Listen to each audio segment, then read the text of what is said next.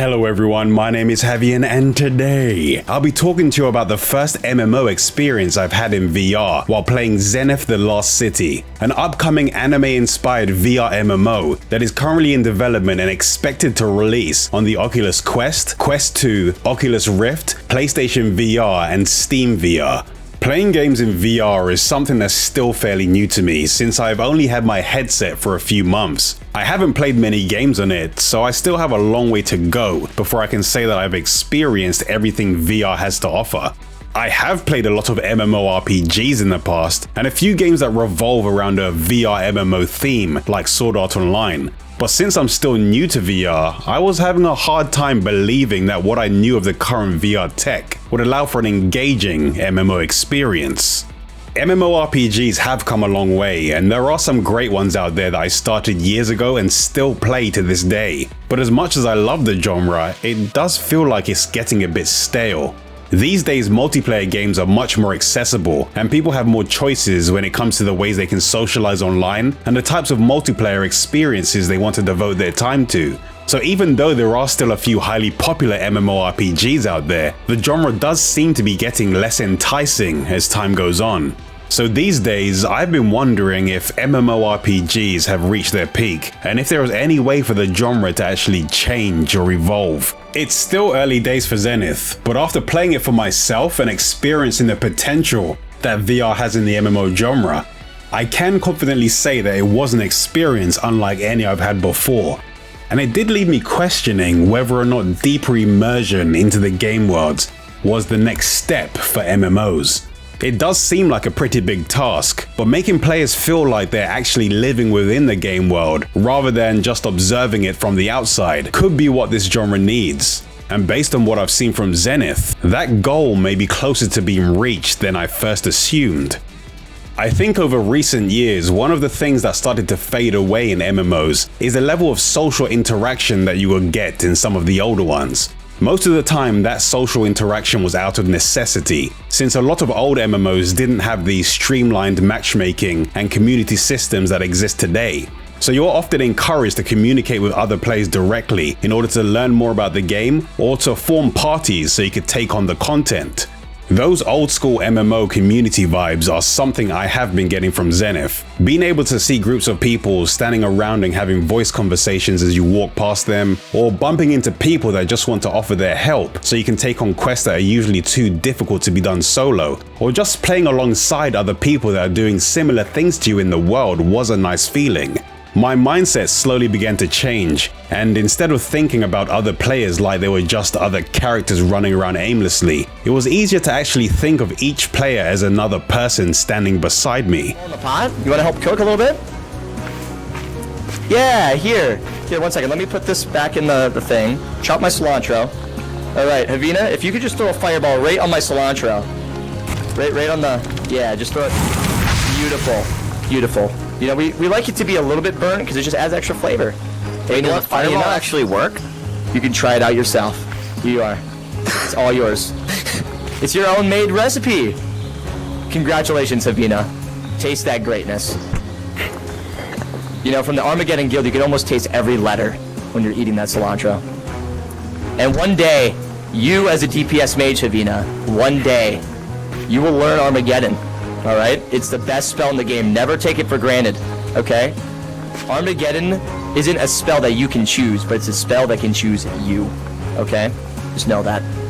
Okay, I'm gonna go beat this boss now. All right? Goodbye, Havina. Best of luck. And great adventures. All right? Great adventures. This helped the world feel more immersive, and it seemed like interacting with other players added more value to my own experience.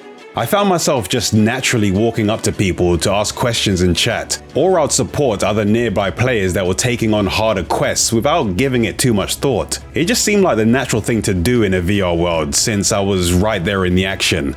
But I have to admit there were some unexpected things that I learned when playing an MMO in VR for the first time. When I first started Zenith, my brain had a hard time accepting that I was in no risk of actual danger.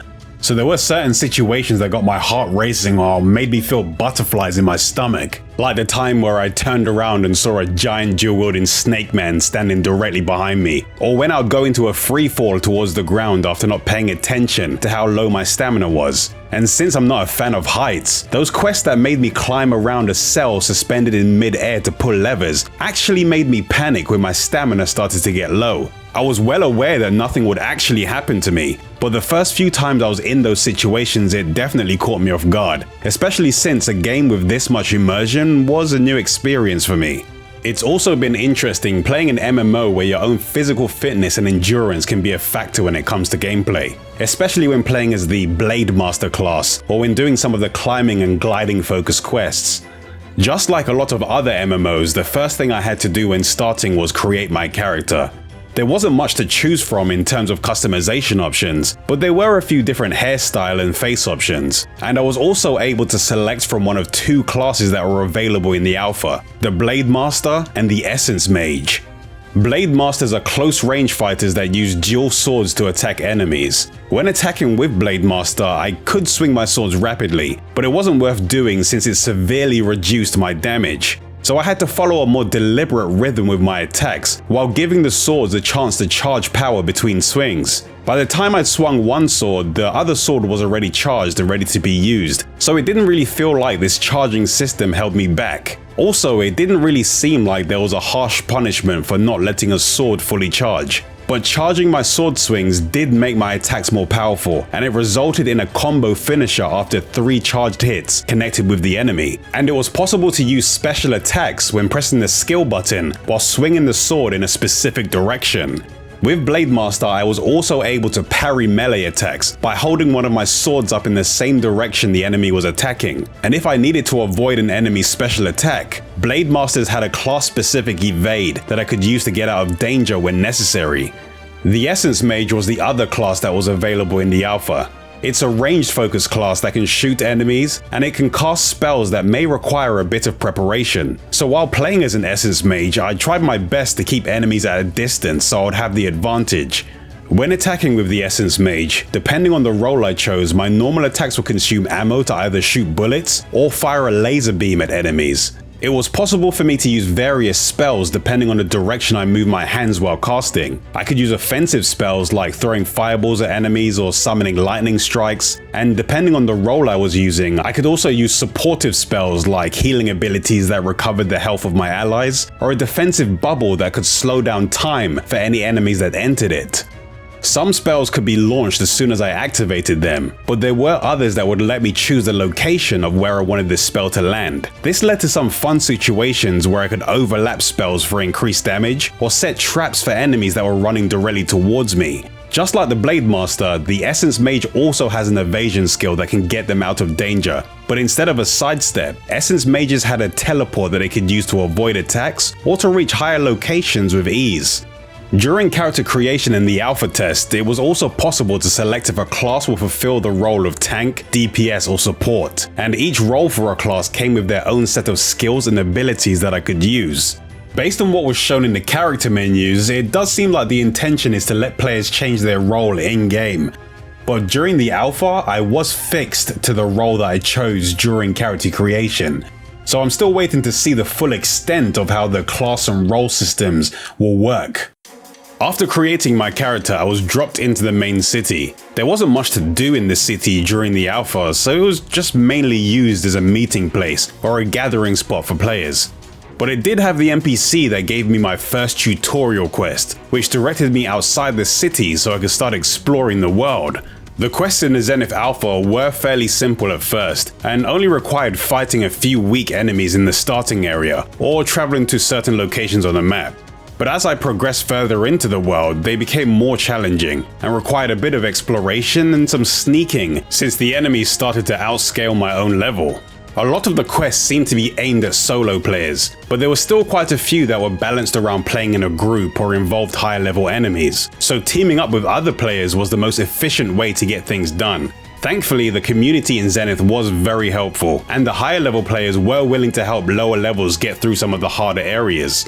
During the alpha, Zenith was only available in VR, so the only form of direct communication was through voice chat. It was possible to select specific voice channels to talking, and you still have the option to mute voice chat if you don't want to use it. But since the game was so immersive, walking up to players and just speaking to them just felt natural. Would you like to join my guild, the Hentai Enthusiasts? Do you have any experience? With hentai specifically. What are your years and favorite genres? Or should I say fetish? You there? It's part of the application. It's okay. We can come back to you later. Would you like... But with that being said, while my mic was muted, it was still possible for me to make my way through one of the earlier areas while playing with someone else that wasn't using the mic. Instead of talking, we used hand gestures like waving and pointing to communicate so we could get the quest done. We were both roaming around the same area, so it was easy for us to assume that we were both on the same set of quests. So we just stuck close to each other and teamed up until we got the quest done. The types of content that was available during the alpha did leave me hopeful for what the game could potentially be like once it releases. There wasn't a ton of content, but what was there did give me a better understanding of the direction they're taking the game in. Story-wise, Zenith is pretty bare bones at the moment, and the main quests seem to just function as a way to move you through the different areas. I can't say that I'm expecting much of an engaging storyline even after release, since even normal traditional MMOs struggle to present the story to players in an interesting way, and only a small amount have actually been successful at it. So my guess is that the focus of Zenith will be on the gameplay and the MMO experience that has a repeatable gameplay loop and all of the core content types and systems that you would expect from an MMO. Other than the main quest chain, there were side quests that I could do to get some additional experience points and rewards. For the most part, these quests involved scouting specific areas or killing monsters, but there were other quests that had objectives like gliding that tested my ability to maneuver while in mid-air. Treasure chests could also be found when exploring the world. When I had my wrist minimap enabled, it displayed the locations of objectives and nearby treasure chests. It showed their exact position, but it wouldn't necessarily show you exactly how to reach them. Some of them were out in fairly obvious locations, but for others I would need to look in harder to reach places and climb over a few obstacles in order to reach them. But going out of my way to get to them was worth the effort, since I was rewarded with EXP, money and loot for opening them. While exploring in the open world, it was also possible to come across world events. These locations were marked on the map and they were indicated by a diamond marker above the event area. Anyone within the area could take part in these events, and they usually had objectives like defeating a certain number of enemies, taking down a boss before the time limit ran out, or even defending a location from waves of incoming enemies. While exploring the world, it was possible to gather ingredients that I came across. I could reach out to these ingredients and grab them from range, which saved me having to constantly kneel down to pick them up. But I did need to do a bit of climbing to reach some of the fruits that were hanging from the top of trees. If I had the necessary recipe, these ingredients could be used when cooking. In order to prepare the ingredients, I could summon a fully interactive cooking station that I could then use to turn the ingredients into food that I could consume. In order to use it, I needed to put fuel in the station and then place the necessary ingredients in the pots to heat them, or cut them up on the chopping board based on the recipe's instructions.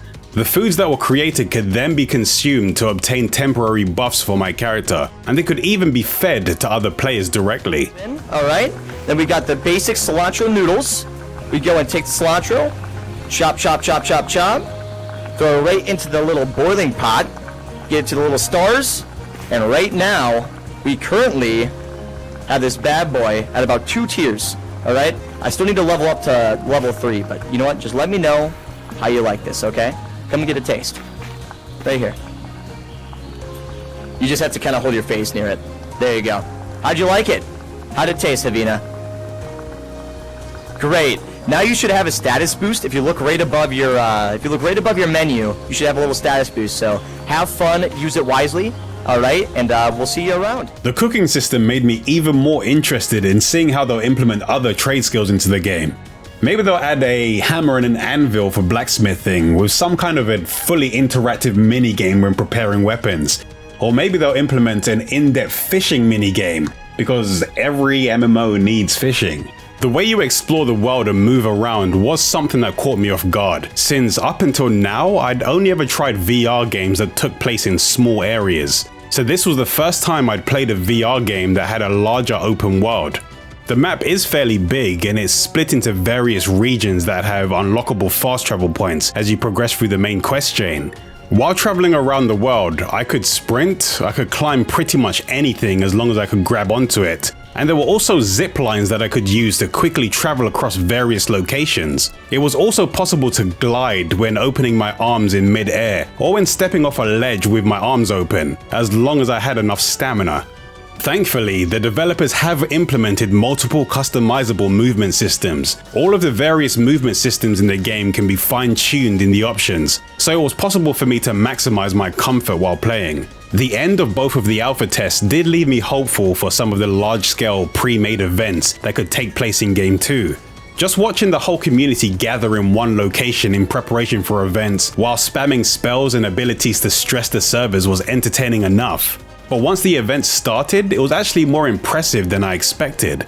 At the end of the first alpha, players were asked to gather in the main city for an event. We were then greeted with fireworks and a ship that was flying overhead, but this ship suddenly crashed into the main city after it was hit by a meteor that flew out of a portal that opened in the sky. Then everyone in the area had to defeat waves of high-level enemies that were just overtaking the city. At the end of the second alpha test, players had to work together to solve a small puzzle that involved deactivating beams that were keeping a platform afloat. Once the puzzle was solved, the platform fell to the ground and spawned a boss along with some elite enemies. It felt a lot like one of the world boss fights that you would experience in a traditional MMO, but doing everything in VR where there's a giant enemy standing a few feet away from you and you're surrounded by other high-level enemies was pretty intense. And surprisingly, even though there were a lot of people taking part, the game ran pretty smooth on my end. Based on what I've seen so far from the alpha tests, I don't think Zenith will be directly competing with the top MMO out there, but I do think it will be a successful VR MMO that has a solid community of dedicated players. As of right now, it's not really doing anything new for the MMO genre in terms of content, but it is taking what already works and is bringing it into VR, which leads to a completely different experience, even if you're already familiar with MMOs. Zenith isn't the first VR MMO, and I doubt it will be the last. VR MMOs are still fairly new, so there is plenty of room for them to grow and improve. But one thing I can say for sure is I've seen firsthand how much potential Zenith has while playing through its alpha phases.